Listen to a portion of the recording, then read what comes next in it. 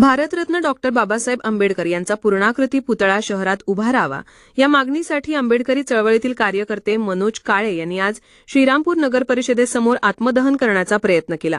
मात्र पोलिसांनी सतर्कता दाखवत वेळीच हस्तक्षेप केल्यानं मोठा अनर्थ टळला. मनोज काळे यांनी या मागणीसाठी यापूर्वीही अनेक निवेदने आणि आंदोलने केली होती. मात्र प्रशासनाकडून कोणतीही दखल न घेतल्यानं त्यांनी 10 दिवसांपूर्वी नगर परिषद आणि पोलीस प्रशासनाला आत्मदहनाचा इशारा दिला होता. आज आंदोलकांनी इशारा दिलेल्या ठिकाणी जमून घोषणाबाजी सुरू केली.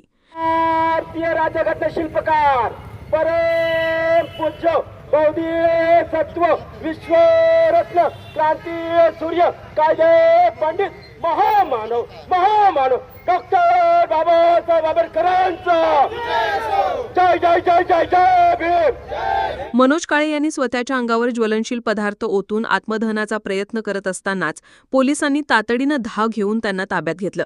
या घटनेनंतर आंदोलकांनी शहरात डॉक्टर आंबेडकरांचा पूर्णाकृती पुतळा उभारण्यासाठी प्रशासनाने तातडीने निर्णय घ्यावा अशी जोरदार मागणी केली. पोलिसांनी काळे यांना ताब्यात घेतल्यानंतर काळे यांनी आम्ही अनेक वर्षांपासून शहरात बाबासाहेबांचा पूर्णाकृती पुतळा उभारण्याची मागणी करत आहोत. मात्र प्रशासन याकडे दुर्लक्ष करत आहे. त्यामुळे नाईलाजानं आम्हाला हे पाऊल उचलावं लागले.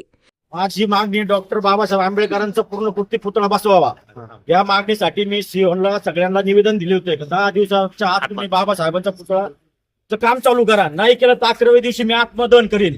मी खरोखर सांगतो, मी बाबासाहेबांना लय मानणार आहे आणि अजून पण काम जर नाही केलं 10 दिवसात तर मी लय बेकार मोठं आत्मदहन करणार आहे.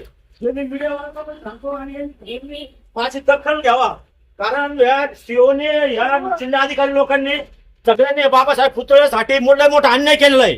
यांनी लवकरात लवकर आमच्या डॉक्टर बाबासाहेब प्रशासनानं आता तरी जागे होऊन तातडीनं पुतळा उभारणीचा निर्णय घ्यावा, अन्यथा 10 दिवसांनी पुन्हा आत्मदहन करणार असल्याचा इशारा काळे यांनी दिला आहे. आंबेडकरी कार्यकर्ते काळे यांनी आत्मदहनाचा प्रयत्न केल्याच्या घटनेमुळे श्रीरामपूर शहरात काही काळ तणावाचं वातावरण निर्माण झालं होतं. पोलिसांनी परिस्थिती नियंत्रणात आणली असून आता या संदर्भात पालिका प्रशासन काय कारवाई करणार हे पाहणं महत्त्वाचं ठरणार आहे.